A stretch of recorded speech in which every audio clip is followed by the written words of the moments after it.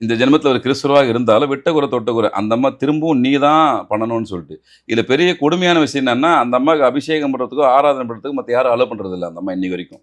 ஓ அந்த இவர் மட்டும் தான் சம்பந்தப்பட்ட பண்றாரு. மோனிஷ் மட்டும்தான் தொட முடியும். அந்த அம்மா இன்சிஸ்ட் என்னன்னா ஆ.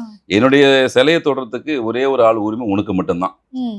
எனக்கு வரட்டும் வழிபாடு பண்ணட்டும் வரத்தை வாங்கி போட்டோம், ஆனா என்ன தொடர உரிமைன்றது நீ ஒரு ஆளுக்கு தான். வேற ஒரு ஆளை நியமிச்சேன்னா செட் ஆகாதுன்னு சொல்லியிருக்காங்க. இவர் 2 பேரும் அப்படி நியமிச்சு பார்த்தும் முடியாம போய் அவங்களே வேலைக்கு போயிட்டாங்க. ஐயா ஓ. என்ன ஆளை விடுங்க போதும், ஓ. எனக்கு வேலையும் வேணாம் ஒண்ணு வேணாங்க நான் கிளம்புறேன்னு அவங்களுக்கு என்ன நடந்துச்சுன்னு தெரியாது. ம். இருந்தாலும் அவங்க 2 நாள்ல இடத்த காலி பண்ணி போயிட்டாங்க. ஓகே, எனக்கு ஓகே. வேணான்னு. அதுக்கப்புறம் அவர் கூப்பிட்டு கேட்டிருக்காரு, ஏமா இப்படி வர்ற எல்லாருமே இப்படி போயிட்டாங்கன்னா ம். நாங்க என்ன பண்றதுன்னு. ம். அப்பா அதுக்கு அந்த அம்மா சொல்லிடுறாங்க, இல்லப்பா அதுக்கு காரணம் அவங்க தப்பு கிடையாது, ம்.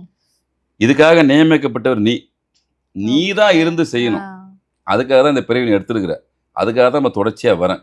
எக்காரத்தை விட்டு நீ வேலைக்கு போகக்கூடாது, இந்த ம். பொறுப்பு ஏற்றுக்கோ. சுற்றி இருக்கிற எல்லா இடத்தையும் யார் வேணா எது வேணா பண்ணிட்டோம், வழிபாடு பண்ணிட்டோம், பொங்கல் வைக்கிட்டோம், அவங்க என்ன வழிபாடு முறையை செஞ்சிட்டோம், அதை பற்றி எனக்கு ஒன்றும் பிரச்சனை இல்லை. ம். கேட்ட வரத்தை கொடுக்குறேன், எனக்கு அதை பற்றி பிரச்சனை இல்லை. ஆனால் இந்த இடத்துக்கான ஒரு ரெகனைஸ்ன்றது நீ தான். ம். நீ யாரை வேணா ரெகனைஸ் பண்ண, நல்லவனா கூட நான் அப்புறம் ஐடென்டிஃபிகேஷன் பண்ணுறேன். ம். ஆனால் எனக்கு தொடக்கூடிய உரிமை மட்டும் இன்னி வரைக்கும் உனக்கு மட்டும் தான் உண்டு, வேறு யாருக்கும் ஓகே. கிடையாது.